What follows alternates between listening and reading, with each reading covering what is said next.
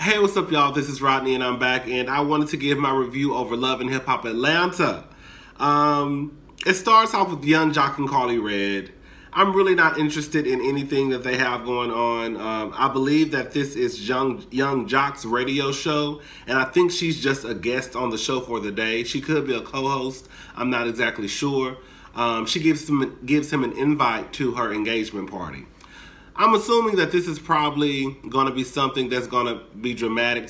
Whatever happens, I'm sure the reason why she gave him this invite is because Mona and them already have it set up that there's going to be some type of fight or some type of scene at this engagement party. I hope Yung Joc and that fiance of hers don't get into a fight over no Karlie Redd. But I just can see it happening that way, or either Yung Joc's new girlfriend getting into a fight with Karlie Redd. But anyways, Akbar V. Did I say that right? I hope that Yung Joc doesn't get into a fight with Karlie Redd's fiance, and I hope that Yung Joc's girlfriend doesn't get into a fight with Karlie Redd at this engagement party. But I feel like that's what's going to happen. Anyways, Akbar V meets up with Tiara. Tiara is working out. Tiara has a nice ass body, especially for her to have all those goddamn children. For her to have all those goddamn children, Tiara got a nice ass body, okay? Anyways, I'm assuming, listen to this, y'all. I'm thinking that Akbar V was really brought on to Love and Hip Hop Atlanta to have beef with Tommy. Because this is like the second time that they've made reference to, or Akbar has said that, she was, mentioned Tommy's name. And now she's like, oh yeah, me and Tiara both have beef with Tommy. Tiara don't have beef with Tommy. I thought that last season, Tiara sat down. Wasn't it last season? I think Tiara sat down with Tommy over drinks, and they basically squashed their beef. I remember them sitting down, and I think Tiara asked her about her still messing with Scrap or having anything to do with Scrap, and Tommy was like, no girl, that's all on you. So I thought it was all good. So now where is this beef coming from? I really think that Akbar was brought on to basically be the enemy of Tommy. Because this is like the second time they mentioned Tommy's name. And I don't think, from what I understand, I don't think that Tommy is on Love and Hip Hop, or she may pop up later on in the season. But I'm sure if she does come on, it's going to be a beef between her and Akbar. I'm not going to call Tiara dumb, but I'm not going to call her smart either. At this point, Tiara, you just look dumb. Girl, you just look dumb. Girl, like, you look dumb on TV. Like, you sitting here acting crazy over a nigga who been locked up for... You done went off, got married. KK says you had a baby. I don't know. I don't keep up with Tiara like that. Did she have a baby with her ex-husband? You done went off, got married, supposedly had a baby. I don't know. One of your baby daddies was locked up for 3 years. Girl, you already talking about having a daughter with him. What?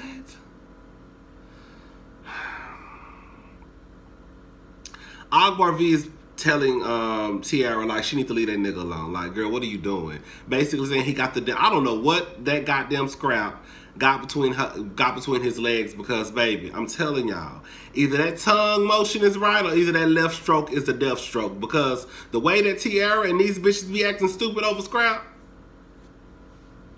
ain't even that cute to me no more. I think they made Scrap be fine to us, and I think because when you know how, like, one person, you know how niggas, you know how motherfuckers are, one person say something and everybody latch on to it. Because I was one of those people who was like, oh yeah, Scrap is fine. Scrap really ain't that cute. Anyways, but that dick game might be bomb, that head game might be on point, okay? Shit, I don't know, child. But not enough to have a motherfucker looking stupid on TV, though. I do know that. Anyways, Scrap tells KK when he called her Storm. I said Storm don't have purple hair, nigga. Anyways, I said okay. Scrap tells KK that she likes Storm. KK playing a victim, acting like, Scrap asking her these legitimate questions about his father are stupid. KK, you just got caught up. KK, you was lying from the get-go. You know damn well that man wasn't dead.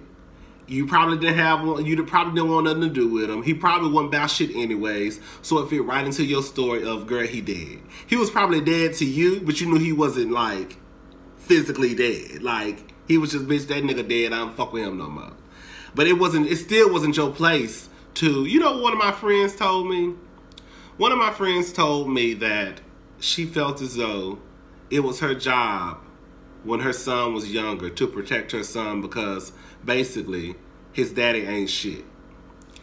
And she didn't want to put him in that situation of, oh, yeah, your father coming to get you this weekend, he don't come.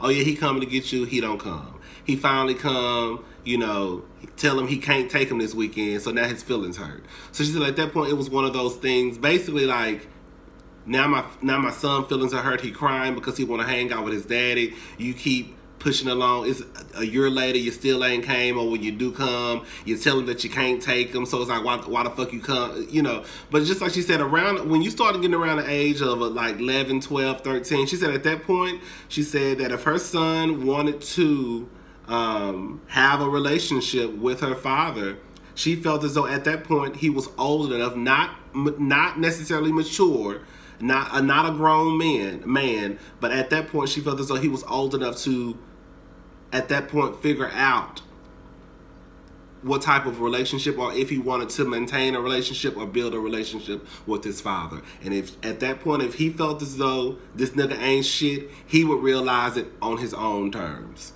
So if he came to her and said, hey mama, I want to get in contact with my daddy, here you go.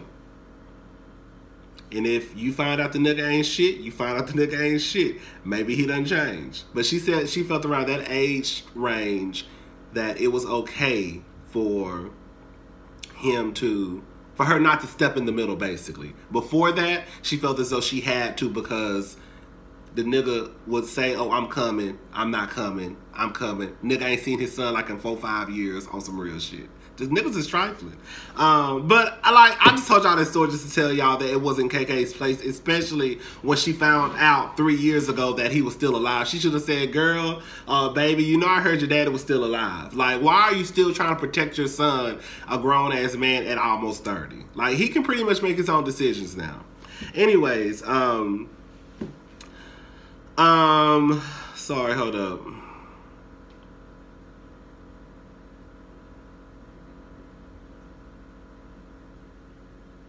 Oh, okay, so anyways, Scrap goes home. He gives Bambi a picture. I'm not gonna lie, I thought it was really cute how he hyped his wife up, you know, told her how she, you know, how she could walk on water. Even though that wig was getting on my motherfucking nerve. I don't know what that was in the middle of her wig right here, but it was something in the middle of that wig that was really, really, really, really bothering me.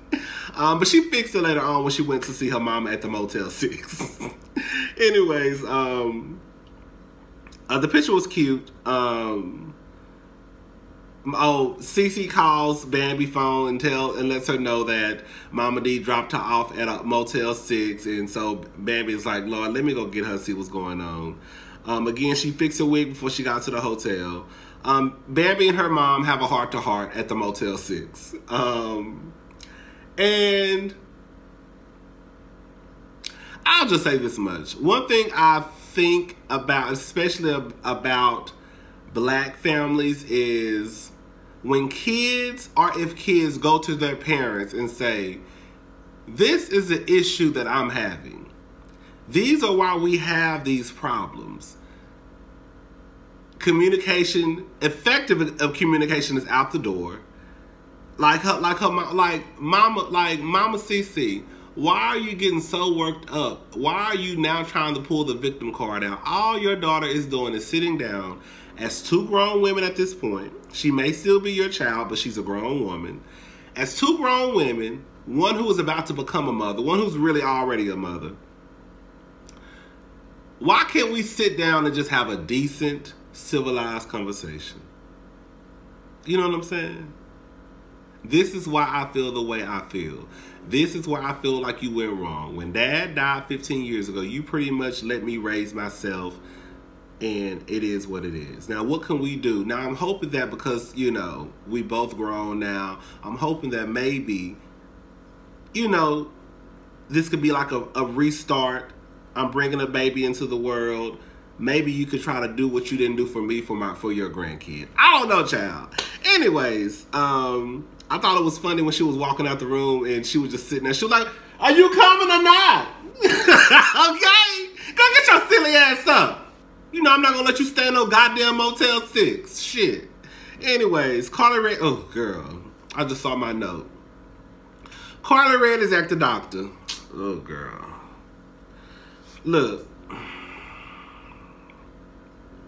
I'm not gonna say nothing about Carly Red being an old ass bitch trying to have a baby. I'm not gonna say it. Because at the end of the day, I was ecstatic. When Kenya Moore had her baby, I was happy to the motherfucker. I just wanted Kenya Moore. You know what it is? I don't want no motherfucking kids, but I know there are some people out there who really, really want kids and who would make amazing mothers and amazing fathers. It's always some trifling ass niggas and bitches who the most fertile, who ain't shooting no blanks, who got all the kids in the most disrespectful, trifling, sorry ass, disgusting mamas and fathers, okay? So I'm not gonna say that Carly Red shouldn't want no more kids because she an old ass bitch. But I think my problem is, and this is just me, you know what, I'm not gonna get into that. Carly Red want a baby. Her and her fiance want a baby boy. Girl, what you need to be, can I say something? I'm gonna say it. Never mind, I ain't gonna say it. Anyways, Carly want a baby. Carly want a baby. Her fiance want a baby. The doctor say everything is good. She want a baby boy. She don't want no girl. Anyways, Jock is with a new woman named Kendra. Now this is what I'm confused at. Jock is, first of all, she walk around the corner, "Hey baby," like okay and scene. Girl, you was not about to go nowhere, girl. The way you walked around that corner, like, girl. If y'all live together, okay, girl, I guess you have to explain to us that you have to go to work and all that stuff. Even though he just didn't know you was about to go to work. He didn't know you was in the room putting on a whole goddamn suit, makeup, getting your wig fresh on Saturday morning. Okay, girl, whatever. She's an attorney. They say she's, you know, Jock said that she's trying to be a judge. Okay, maybe it's just me. Maybe I am being a prude right now. Maybe I'm being a square. I don't think that if that's the type of job I was trying, if that's the type of career that I had and the type of career path that I was trying to take, I don't think that I would necessarily be on Love and Hip Hop. I don't know. Would you? Maybe if, like, I could see maybe if you was like one of the Braxton sisters on Braxton Family Values, where you just may argue with your sister.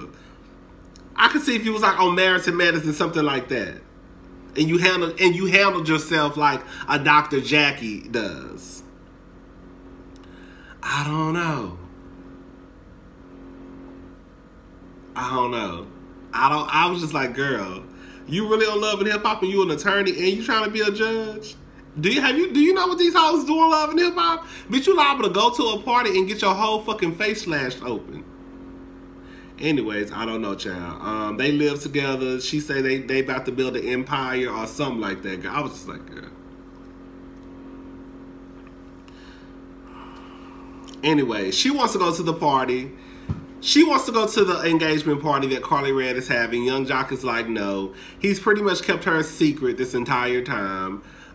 You know, I guess for her safety, for her career, I don't know. All I know is that when she left, she told him 2 times, I love you, I love you. That motherfucker didn't say it not 1 time back. I said, girl, you just told your whole man that you love him twice and he didn't say it 1 time to you. Okay, girl. Hold up. What did I leave off at? Oh, Akbar and Moniece meet up at the studio. She lets Moniece know she just got her apartment. She's working on getting her children. I said, come on, children. They have a heart-to-heart about, you know, not being in the best place to raise their kids and how it takes a strong person. Oh, girl. How it takes a strong person to say that, you know, I need some help and I need you to, you know, I need you to be the primary caretaker of my kids until I can get it together. Now, in Moniece's situation, I don't think it's, I'm going to say this much. I don't think it's fair to say that Moniece is a bad parent, especially if she's told her baby daddy, hey, I need you to take care of your son for a minute. Because I feel like if it was the other way around, like, people would just be saying, oh, he doing the best he can. I don't know, child. Anyways, Tiara threw Scrap a card party, cause that's all it was. That wasn't a dominoes and card party, girl. I said, what type of shit? That Tiara bitch, girl, get her some water, cause that bitch is thirsty. Like, I'm so disappointed in how this gorgeous chocolate girl is making herself look on TV, looking like a crazy psychotic nutcase. Do you hear me? Just batshit crazy, bitch. Like, you over here, this is a key to this and to this, girl. And you putting your cat all in his face, girl. He not paying you no attention. Now later on, you get mad. He leave and don't even tell you bye. Girl, later on, she come back to the house. She start cutting up, acting stupid. I done offered you this pussy 6, 7, 8, 9, 10, 11, 12 times. Well, bitch, really and truly, after the second time, maybe the third, you should have got the clue. I honestly can say, I don't think that I have seen Scrap lead her any other way, but no, we shouldn't do this. No, we should move slow. You throwing your pussy at this nigga, and cause he don't want to catch it, now he hurting your feelings. Now your feelings hurt. Now you want to fight. Now you want to run outside, run around the house looking like a fucking idiot. He done went upstairs, you banging on the door. Scrap, you are a dumbass motherfucker if you keep dealing with your baby mama in that type of way. At this point, you shouldn't even be having no sit downs with that girl. It should be only about your son. The simple fact that that girl know your ass is in the halfway house, what, you still on probation? Anything could have, this girl hitting you all in your goddamn face. Y'all know how I feel about people hitting people now. Back in the day, I would have said straight up, if he would have hit her back, I would have called him a woman beater. My mind has completely shifted on that.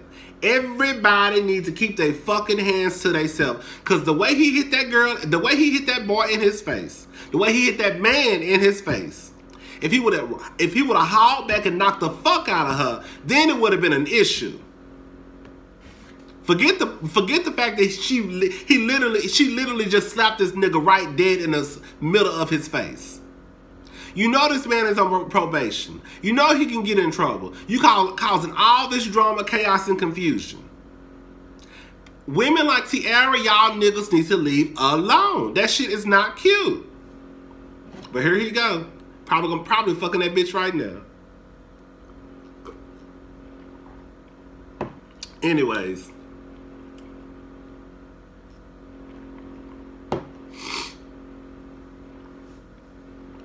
Young Jock, Scrappy and Bambi move into a house. Mama D get mad. Mama D just called in the scene. I love Mama D. I love what she told that woman. When they met up at the baby store to talk. Mama D told CC, I apologize for letting you know you can't whoop this ass. I said, okay, Mama D. Anyway, this shit was so funny. That's it, y'all. Let me do hot topics and I'll be back. Bye.